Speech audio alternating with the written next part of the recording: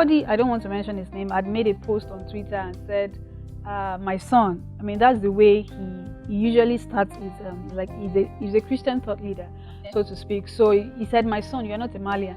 And you know, that caused a whole lot of brouhaha to speak the big English that people like to speak. And then people under the post start to say, oh, this is why I don't like us Christians. We are so judgmental. So where do you place people like that? You know, it's one thing to feel like, okay, maybe I'm just growing. Oh, I know that this thing is wrong. I need to drop it at some point in my journey. I'm still struggling. God help me, I'm going to drop it.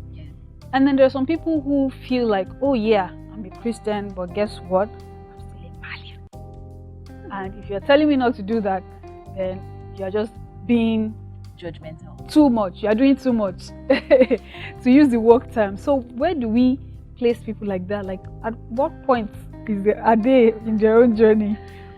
Okay, that's a very serious question. You gave the and the truth is, God's word cannot be compromised. Okay, so I cannot be a God's son, a God's child, and then still you can't bow to two gods. You cannot have two masters. So who is the master of the Marlian? And do you understand? Who is the master of the Marlian? God is my master. So, and I cannot, because I understand that the Marlian, they have certain way of life, attribute, things they do, their beliefs and all that. And I was listening to a man of God, and he was talking about the different form of culture. And he talked about pop culture, he talked about the Western culture, he talked about our traditional culture.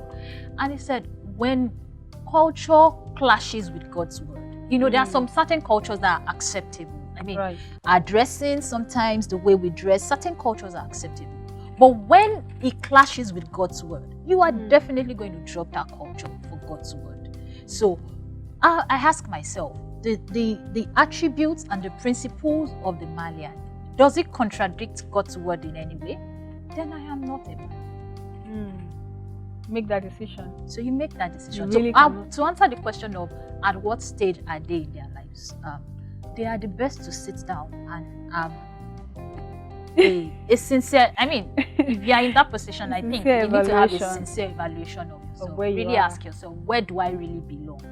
That's a question you need to ask. Where do I really belong? Am I here? Or there? Or where do I even want to belong? Yeah, exactly. Okay, so